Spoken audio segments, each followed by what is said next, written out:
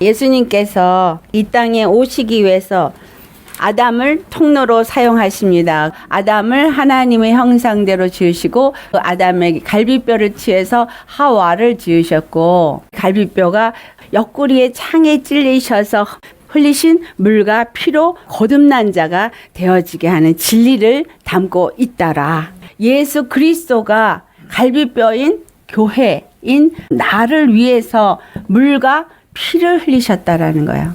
아담이 처음 창조될 때 흙으로 지음받은 것이 물과 피로 지음받은 것입니다. 이것은 우리가 받는 물세례를 의미한다. 아담이 물과 피를 가진 흙으로 지음을 받았지만 그 안에 생기를 받아서 곧 하나님의 영을 받아서 생명이 되어졌다. 예수 그리스도께서 이 땅에 물과 피로 임하실 뿐만이 아니라 성령이 그와 함께함으로 예수 그리스도는 물과 피와 성령으로 이루어지신 분이고, 이것이 한 분이시라는 말씀을 요한일서 5장 6절부터 8절까지 말씀이 말하고 있죠. 그리스도의 교회가 된 자들은 물 세례를 받을 뿐만이 아니라 반드시 성령 세례도 받아야 한다. 요한복음 3장 5절 말씀에 물과 성령으로 거듭나지 않고는 너희가 하나님의 나라를 볼 수 없느니라 라고 했습니다. 이 말은 생명이 되어야 할 것을 말하고 있는 거예요. 생명이 되어지는 진리를 아담을 창조할 때 한 것은 곧 우리 주 예수 그리스도 안에서 우리가 생명이 되어지는 이를 완성하시기 위해서 처음부터 아담을 그렇게 지으셨다. 물 세례와 성령 세례를 받은 사람은 생명이 되어진다라는 거예요. 이 생명은 아담의 회복을 말하고 있는 거죠. 아담의 회복은 하나님의 형상의 회복이다. 이것을 이루기 위해서 하와를 갈비뼈로 만드셨다는 거예요. 하와가 죄를 지을 때, 갈비뼈가 죄를 지을 때 실질적으로 갈비뼈는 오리지널이 아니에요.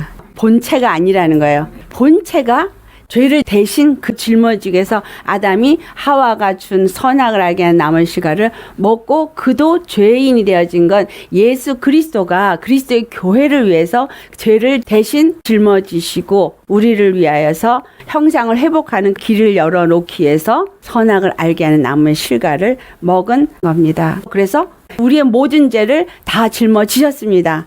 다른 이름으로는 구원을 얻을 수 없고 오직 여호와 한 분만 이 땅에 구원주로 오시는데 히브리서 10장 5절처럼 여호와께서 예정한 한 분 예수 그리스도께서 우리의 구원주로 오셨다. 마태복음 1장 21절 말씀. 그 이름은 저의 백성을 저의 죄에서 구원할 자라.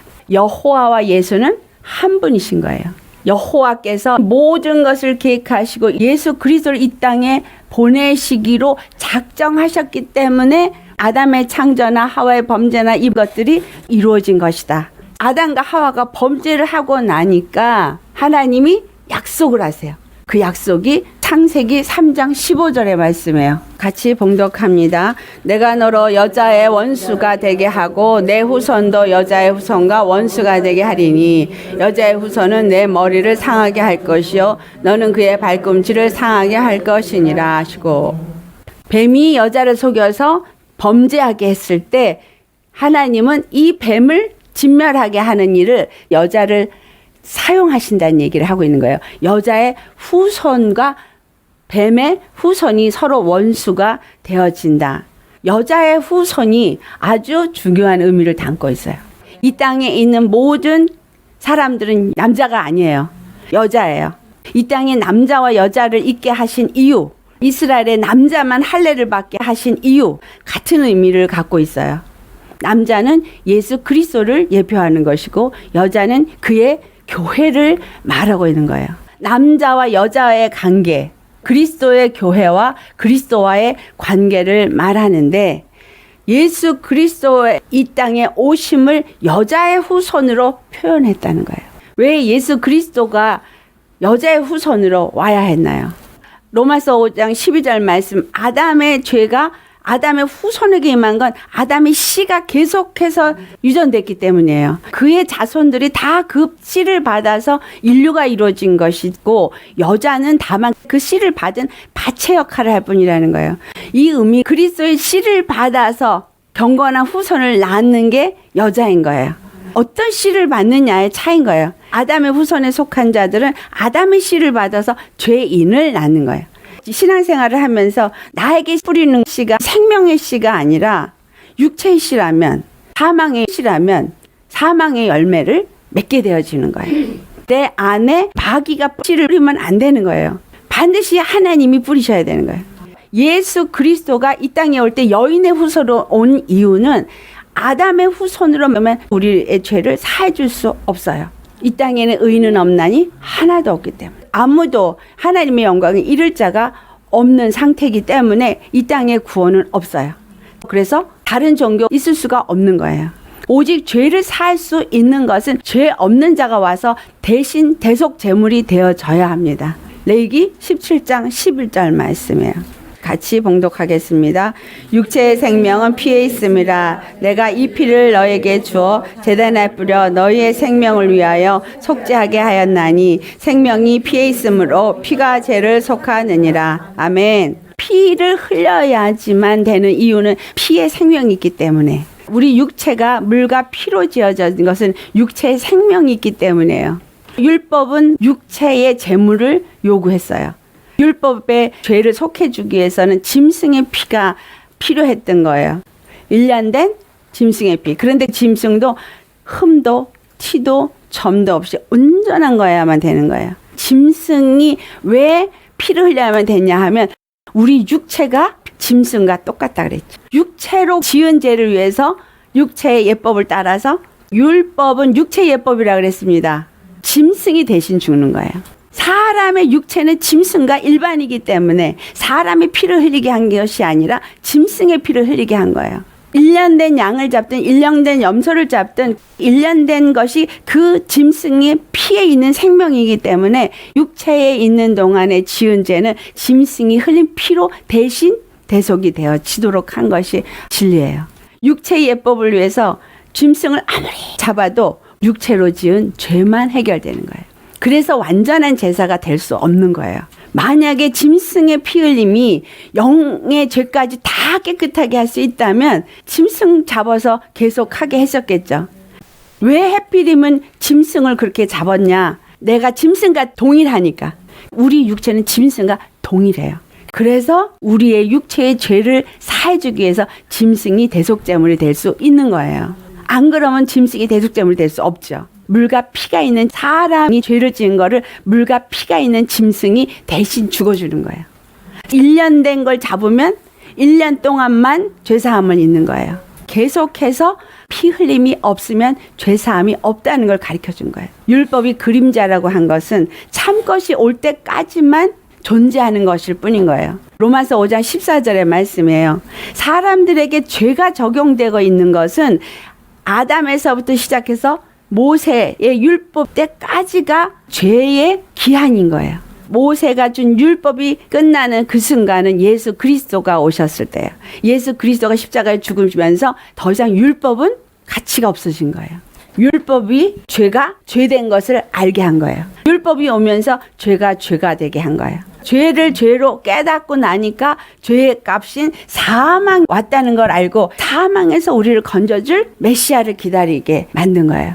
예수 그리스도께서 십자가에 죽으시고 나니까 예수님이 율법의 용무를 완성했다 그랬어요. 율법이 이때부터는 효력이 없는 거예요. 율법은 여기서 끝났어요. 분명히 아셔야 합니다. 신앙생활을 하면서 여기에 이해가 안 된 사람이 참 많아요. 율법은 끝났어요. 더 이상 정죄 안 받으면 안 되는 거예요. 근데 죄가 없어졌나? 우리 안에 여전히 죄가 일어났잖아요. 아직 죄성이 남아있으니까 이걸로 인해서 자꾸 찔러대는 거예요. 참소하는 거예요. 너 이런 거 잘못했잖아. 죄인이잖아. 그랬을 때 여러분 기억해야 돼요. 나는 더 이상 죄가 없어. 율법으로는 1년마다 피를 흘려서 이 피 흘림이 앞서는 사함이 없다라는 것을 가르쳐 준 거예요. 피 흘림은 누구를 가르쳐 준 거예요? 영원한 피 흘림인 예수 그리스도의 십자가가 육체의 죄뿐만이 아니라 모든 죄를 다 사해 줄 수 있다라는 거예요. 율법은 육체의 죄만 해결할 수 있는 방법만 가르쳐 줬어요. 로마서 6장 16절 누구에 순종하든지 순종함을 받는 자의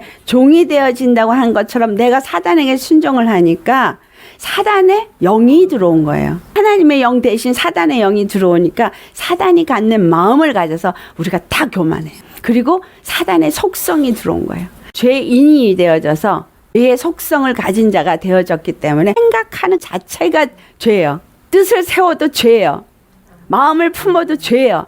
우리가 갖고 있는 모든 것이 100% 죄입니다. 그래서 우리는 하나님의 생기를 다시 봐야 되는 거예요.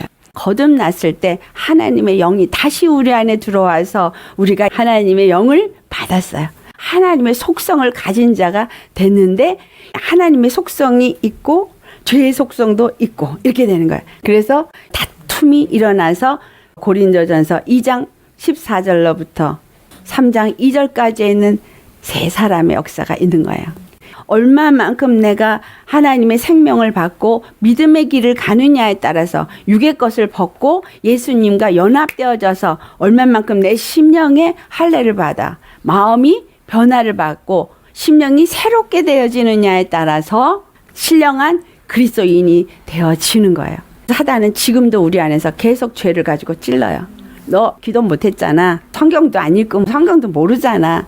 그런데 성경 하나도 몰라도 예수님 나의 구원이다라고만 믿으면 돼요. 성경 아무리 알아도 예수님이 나의 구원이라고 안 믿으면 소용없어요. 예수님이 나의 구원이라고 믿으면 모든 순간에 예수님만 믿고 예수님의 이름만 부르게 되죠. 예수님의 이름 부르니까 걱정이 없어져요. 근심이 없어져요. 내가 잘못했어도 아버지 잘못했어요. 용서해 주세요. 그러면 아버지가 뭐래? 내가 내 죄를 기억도 하지 않겠다. 내 허물을 다 도말해 버렸다 그랬어요. 내가 뭘 잘해서가 아니라 예수님이 대속제물이 됐기 때문에 그 피가 퍼버리니까 피만 보이죠.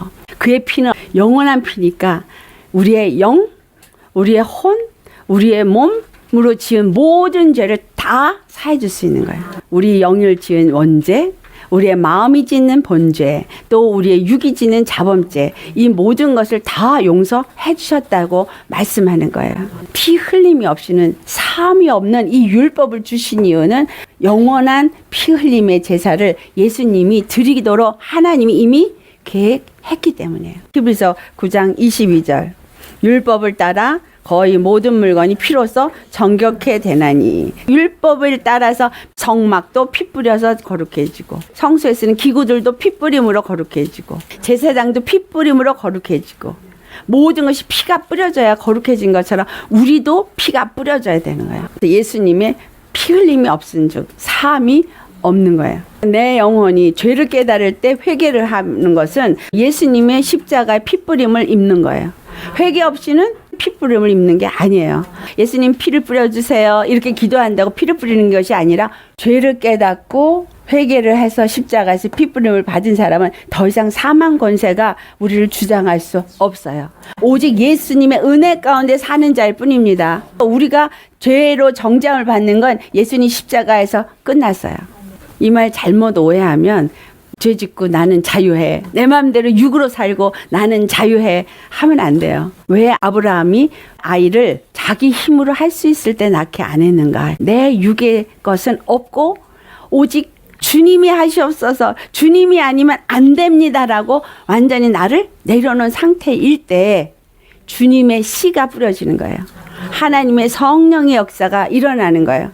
고린도전서 1장에 끝부분에 세상에 미련한 자를 택하여서 세상에 지혜로운 자를 부끄럽게 하고 세상에 약한 자를 택하여서 세상에 강한 자들을 부끄럽게 하는 그 일이 뭐라고 말씀했어요? 아무도 자랑치 못하게 하려 합니다. 누구도 자랑할 수 없는 것은 시작하신 이가 하나님이시고 그 일을 이루시는 이도 하나님이시고 마치시는 이도 하나님이시고 모든 일을 하나님이 다 하셨다라고 모든 영광을 주께 올리게 하기 위함이에요. 영광을 100% 주께 올려야 돼요. 내가 그중에 1%도 취하면 안 돼요. 일하시고 나서 내가 좀 했어 하면 안 되는 거예요. 지혜를 주신 이도 하나님이시고 능력을 주신 이도 하나님이시고 그 일을 나로 하게끔 하신 이도 하나님이시고 건강을 주신 이도 하나님이시고 지금 내 입을 움직이고 말하고 있지만 주님이 말씀을 계속 생각나게 해주시고 입으로 나가게 하지 않으면 제가 하겠어요? 딱 성령의 교통하심을 통해서 계속 말씀을 떠올려주면서 그 다음에 뭘 말해야 될지를 내 머리에서는 회전이 되어지고 입에서는 나오고, 이거 다 주님이 하신 일이거든요. 지식으로 알기 때문에 여러분한테 지식을 전한다고 생각하시면 안 돼요. 주님은 피를 뿌리게 하신 모든 계획을 예수님이 오셔서 죽으실 것을, 이미 예수님이 오셔서 죽으실 것을 아담이 범죄할 때부터, 죄의 시작이 있을 때부터 시작하셨다는 거예요. 피를 흘려야 되는데 죄 없는 자가 피를 흘려야 죄인을 위해서 대신 죽어줄 수 있기 때문에 예수님이 여인의 후손으로 오신 거예요. 사람으로 오지 않으면 피를 흘릴 수가 없죠. 이 땅에 사람으로 온 자는 모두가 죄인이기 때문에 누구도 죄인을 위해서 피를 흘릴 수 있는 자는 없어요. 오직 죄 없는 분은 하나님 한 분뿐인 거예요. 거룩한 분은 하나님 한 분뿐이고, 그 거룩한 하나님이 와야만 되는데 피를 흘려야 되는 거예요. 그러니까 육체가 필요한 거예요. 육체가 필요하니까 여인의 몸을 빌어서 오신 거예요. 여인은 바칠 뿐인 거예요. 사과를 심는데 사과 나고, 배 심으면 배 나는 거지, 사과를 심었는데 배가 나진 않거든요. 밭은 절대 바꿀 수 없어요. 성령으로 말미암아 잉태되어서 경건한 후손을 낳게 한 이 진리가 우리에게도 동일하게 적용이 됩니다. 우리는 죄인이에요. 우리는 경건한 자손을 낳을 수가 없어요. 거룩한 하나님의 영이 우리 안에 들어오면 성령이 우리 안에서 잉태를 하게 되어져요. 그리고 때가 되면 자녀를 낳아요. 그때 이 아이는 성령으로 말미암아 낳은 자손이에요. 내가 영적인 자녀를 낳았을 때 성령이 잉태케 한 거죠. 그리고 성령이 출산한 거예요. 그러니까 내가 아무것도 자랑할 것이 없어요. 주님이 임하셨고 주님이 역사하신 거예요. 저는 지금 말하는 통로요, 말씀을 이끌어 가시는 분이 성령이고, 이 말씀이 여러분 안에 생명으로 들어가서 깨달음을 주시고 운동이 되어지고 생명이 되어지게 하는 분은 성령이시라는 것. 모든 일을 주께서 다 하시더라는 거예요. 예수님의 핏뿌림은 우리를 정결하기 위해서 예정된 것이다. 우리의 모든 사역 속에, 걸음 속에 우리는 항상 그분께 모든 영광을 드려야 해요. 티끌도 취하지 마세요. 내가 그 영광을 취하면 취한 만큼 여러분은 하늘에 상이 없습니다. 여인의 후손으로 오신 예수 그리스도 이 땅에 왔을 때 나는 아버지께로 보냄을 받았다. 또 나는 아버지께로 들은 것을 말한다. 내 뜻을 행하려 온 것이 아니라 아버지 뜻을 행하러 왔다.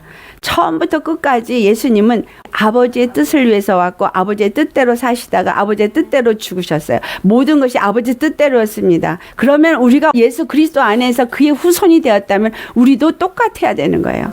모든 것이 아버지 뜻대로. 그래, 아버지 뜻을 알아야죠. 여인의 후손으로 와서 예수 그리스도께서 십자가에서 죽으셨죠. 근데 누가 예수를 죽였어요? 뱀의 후손이 예수님을 십자가에 못 박아 죽였어요. 요한일서 3장 8절, 예수 그리스도가 오신 이유는 마귀를 멸하려 함이라. 뱀의 후손이 그때 누구였었어요? 바리새인, 제사장들. 그러니까 믿음이 있다는 사람들, 하나님을 섬긴다는 사람들이 한 거예요. 이삭과 이스마엘 했을 때 육체의 자녀가 약속의 자녀를 핍박한다라는 거. 그러면 바리새인이나 서기관이나 제사장들은 육체의 사람이에요. 왜? 육체의 행위로 의롭다함을 얻으려고 한 사람들이기 때문에. 그들이 성령의 사람을 핍박한 것처럼 여인의 후손으로 오신 예수님을 핍박한 거예요. 예수님은 그렇지만 죽을 건세로 죽고 살 건세로 살았어요. 그분 자체가 생명이기 때문에 죽어도 사는 걸 아시죠? 이 말은 예수님만이 아니라 우리도 똑같아요. 겉옷을 달라 하면 속옷도 벗어주고, 오리를 가자 하면 심리도 가주는 거. 내가 스스로 낮아져서 그 밑으로 들어가는 거예요. 소자에게 냉수한 것만 줘도 그 상을 잃지 않는다는 거는, 소자가 목말르니 나에게 물을 달라 했을 때 물을 주는 섬김이에요. 예수님이 하나님을 섬길 때 죽기까지 섬겨서 순종했잖아요. 가장 낮은 곳에 들어간 게 죽음이에요. 가장 낮은 곳에 있기 때문에 가장 높은 곳으로 올리신 거예요. 다른 사람보다 대접받기를 원하고 남의 밑에 들어가기를 싫어해요. 이게 근본 사람의 속성입니다. 마귀로부터 온 속성이기 때문에 밑으로 들어가기를 원치 않아요. 하지만 주님은 낮은 자리에 앉으라 그랬죠. 상석에 앉지 말라 그래요. 네가 낮은 자리에 앉으면 다른 사람이 와서 높이지 않겠느냐. 목숨을 얻고자 하는 자는 잃고, 잃고자 하는 자는 얻을 것이라. 초점이 어디에 있냐는 거예요. 예수 그리스도를 말미암아 영생을 얻고자 하는데 나의 삶에 초점이 있다면 이 땅에 있는 것에서는 아무것도 내가 취할 것을 원하지 않아요. 이 땅의 영광 원하지 않습니다. 오직 예수 그리스도로 말미암아 얻어질 영광을 위해서 이 땅에서는 죽을 수 있는 거예요. 낮아질 수 있는 거예요. 나를 버릴 수 있습니다. 사도 바울이 내가 이제까지 알았던 모든 것들을 배설물처럼 다 버린다는 거예요. 그 당시에 바리새인 중에 바리새인이요. 그가 가말리아 문화에서 공부를 했다면 명문대학을 나온 거랑 똑같거든요. 높은 자리에서 다스릴 수 있는 권세를 얻을 수 있는 자리에 있음에도 불구하고 예수 그리스도를 아는 지식, 이게 가장 고상한 지식이기 때문에 이제까지 알았던 모든 것들을 배설물처럼 버린다고 한 것처럼 우리는 예수 그리스도의 복음 때문에 다른 걸 다 버릴 수 있으셔야 해요. 이 세상에서 줄 수 있다는 모든 것을 예수님과 함께 죽기 위해서 버릴 수 있으십니까? 세상이 비천하게 여겨져도 죽을 수 있어요? 이런 사람에겐 영생이 주어져요. 이 땅에서 인정받고 대접받고 영광받고자 하면 네가 받을 영광 다 받았다. 저 하늘에서 받을 영광이 하나도 없어요. 예수님은 버릴 권세로 버리고 다시 얻을 권세로 얻었어요. 내가 이 땅에서는 비참한 것 같고 보잘것없는 같이 죽어줘도 내 안에 예수 생명만 있다면 아무도 나를 건드리지 못해요. 중요한 건 내 안에 예수 생명이 있느냐 없느냐예요. 예수 생명을 얻는 건 없고 예수 안에 들어갔을 때만 있어요. 그래서 예수님 안으로 들어가야 되는 것이 굉장히 중요한 일인 거예요. 할례를 받지 않은 자는 이스라엘이 안 되는 의미가 여러 가지가 있죠. 할례를 받아야만 유월절에 참여할 수가 있었어요. 또 할례 받지 않으면 이스라엘이 아니에요. 돈으로 주고 사서 종이 되어져도 그들과 함께 거하는 타국인일지라도 할례를 받아야만 그들과 하나가 될 수 있었어요. 예수 그리스도의 십자가에 내가 죽은 자가 아니면 절대로 영적인 이스라엘이 아닙니다. 이 땅에 사는 동안은 십자가를 지는 삶이에요. 십자가를 지는 게 날마다 죽는 거. 예수 그리스도의 생명이 날마다 나타나는 거. 여인의 후손으로 오신 이유는 피 흘리기 위해서 오셨다라는 거. 그 진리를 마귀는 몰랐어요.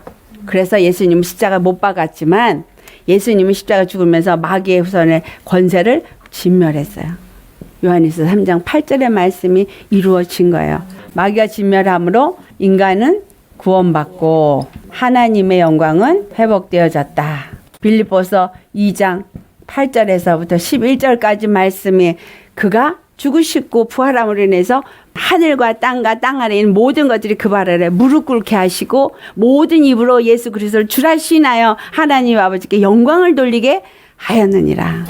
마태복음 20장 28절 말씀 같이 봉독합니다. 인자가 온 것은 섬김을 받으려 함이 아니라 도리어 섬기려 하고 자기 목숨을 많은 사람의 대속물로 주려 함이니라. 예수님이 오실 때 섬김을 받으려 온 것이 아니라 대속 제물로 오셨어요. 또 우리도 섬김을 받으려 하는 것이 아니라 주님 앞에 산 제사로 드려지는 자가 되어야 합니다. 히브리서 9장 9절에 장막에서 일어나는 모든 것은 다 비유요. 예물과 제사로는 그 섬기는 자를 양심상 온전케 할 수 없다고 했어요. 거기서 양심상이라고 그랬거든요. 육체를 온전케 한다가 아니라 우리 안에 있는 마음을 온전케 할 수 없다는 거예요. 우리의 마음을 온전케 하는 제사는 예수 그리스도 십자가밖에 없는 거예요.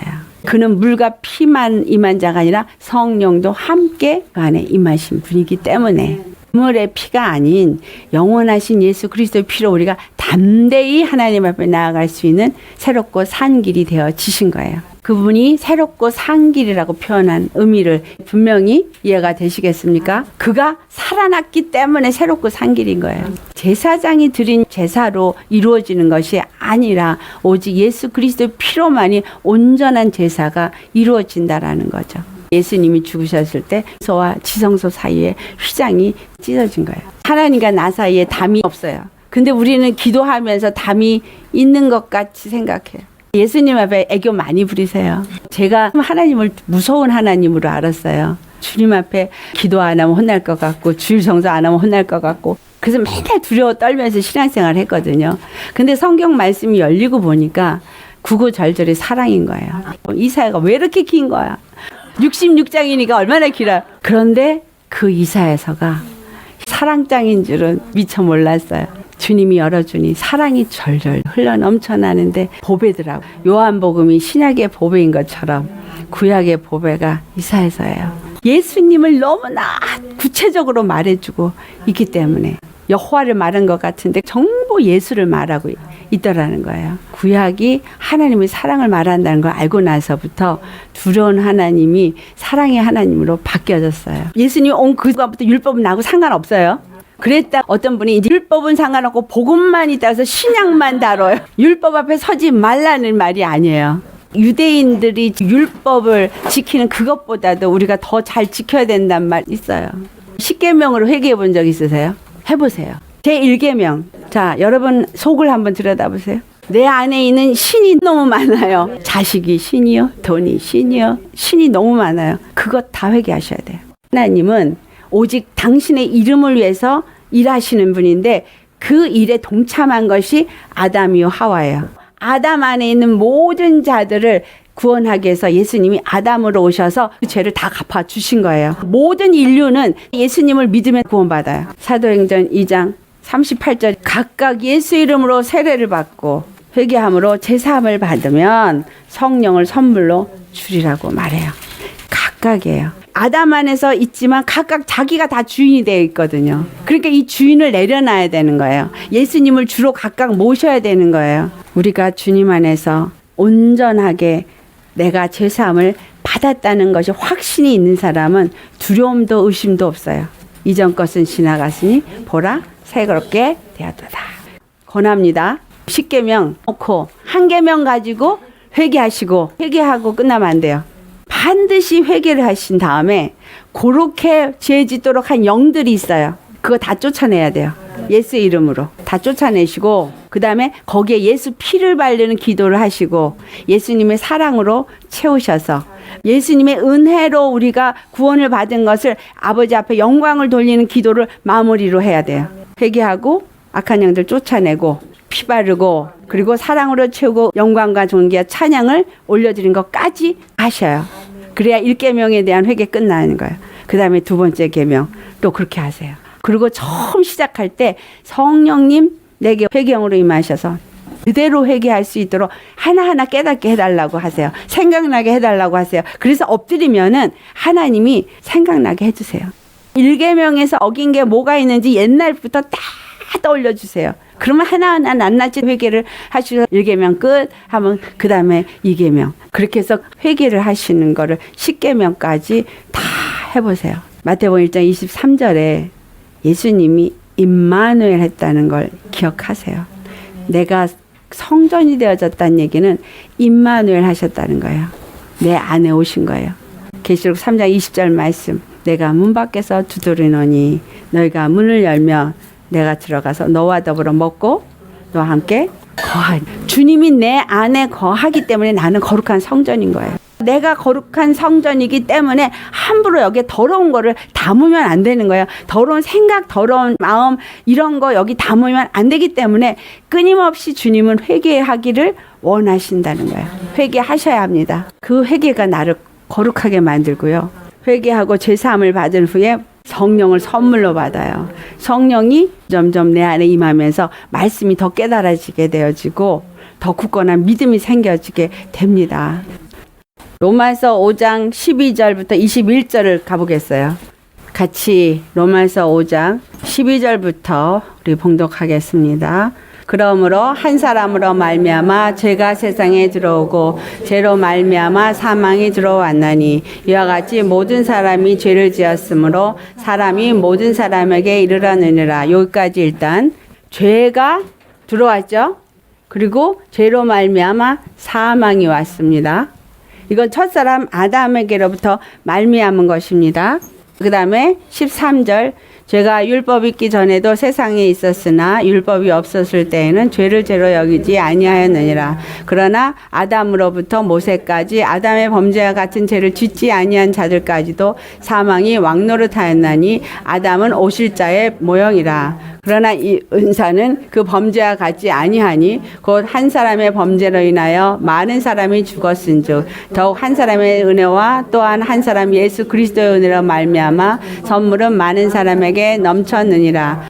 그 선물이 뭐냐? 그 다음 절.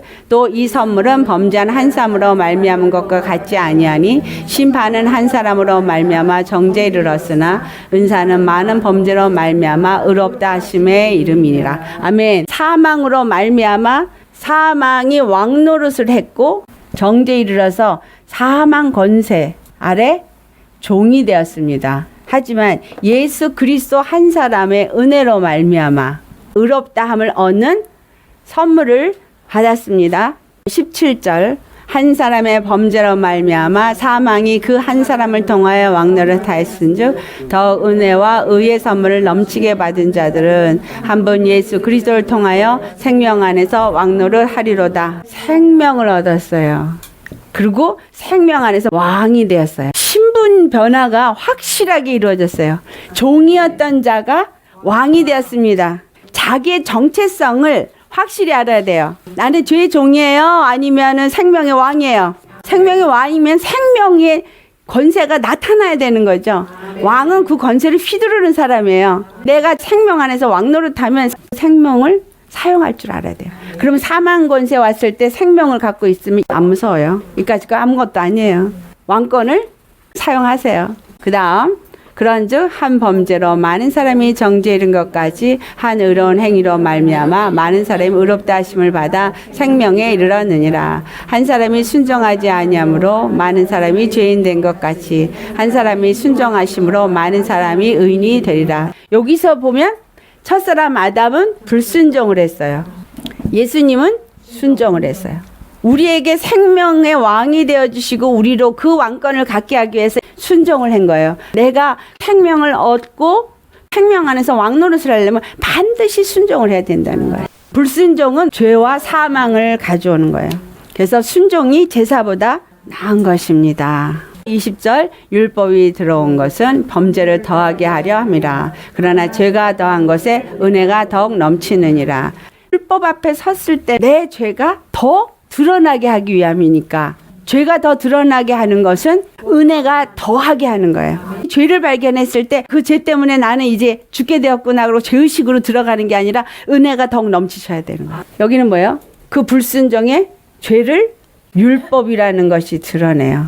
율법으로 죄를 드러내주는 죄가 더욱더 죄가 되게끔 해요. 계명 가지고 제가 하라는 건 율법으로 드러내라는 거잖아요. 그래서 죄가 더욱 죄가 될 때 은혜가 더욱 넘치는 거예요. 믿음을 가지면 가질수록 말씀을 알면 알수록 은혜가 더욱 넘쳐요. 은혜가 더욱 넘쳐야 돼요. 하나하나 내 안에 있는 죄를 발견하기 시작하니까 이 죄가요 한두 끝도 없는 거예요. 드러나는데 정말 죄인인 걸 그때부터 고백하기 시작했어요. 은혜가 더하다 보니까 나 같은 죄인을 사랑하신 예수님이 너무너무 감사한 거예요. 날마다 말씀 앞에 비춰보니까 내 죄가 또 드러나는 거예요. 내가 아직도 버리지 못한 게 또 있고 그래서 은혜가 날로 더하가더라. 그 다음에 마지막 우리 21절 이는 죄가 사망 안에서 왕노릇한 것 같이 은혜도 또한 의로 말미암아 왕노릇하여 우리 주 예수 그리스도로 말미암아 영생에 이르게 하려 함이라. 여기서는 죄가 왕노릇을 하는 거지만 예수 그리스도 안에 있는 의로 인해서 여기서는 의가 왕노릇을 하는 거예요. 여기는 죄의 종이었지만 여기는 의의 종으로서 왕의 권세를 가졌지만 철저하게 바로 우리 주 예수 그리스도 하나님의 의가 되신 분 앞에 순종하게 되더라는 겁니다. 아담은 세상에 죄를 가져왔고 그리스도는 사람들에게 죄를 이기게 했어요. 죄와 싸우되 피 흘리기까지 싸우라 그랬죠. 은혜 안에 있는 사람은 죄와 싸워서 죄를 이겨요. 죄성이 내 생각을 조금도 지배하지 못하게 내 마음을 조금 더 지배하지 못하게 이기셔야 돼요. 아담 안에서 죄로 인해서 모든 사람이 죽었지만 예수 그리스도한테 우리는 다 산자가 되었습니다. 아담의 불순종은 모든 사람을 죄의 종이 되게 하지만 예수 그리스도의 순종은 많은 사람들을 의의 종이 되게 했습니다. 이제는 예수님이 우리의 왕이에요. 여러분의 생각과 마음을 예수님이 주장하시게 하기 바랍니다. 나에게 생명을 주기 위해서 하나님이 얼마나 치밀하게 계획하시고 끊임없이 약속하시고 성경에 기록해 놓으셨는지를 확인했어요. 하나도 생명에서부터 벗어난 거 없어요. 우리에게 생명을 주기 위함이라는 거예요. 복과 저주와 생명과 사망을 놓을 때 생명을 택하라. 생명은 오직 예수 그리스도에게만 있기 때문에 그 십자가로만 나가야 되는 거예요. 이걸 놓고 우리 다 같이 기도하시겠습니다.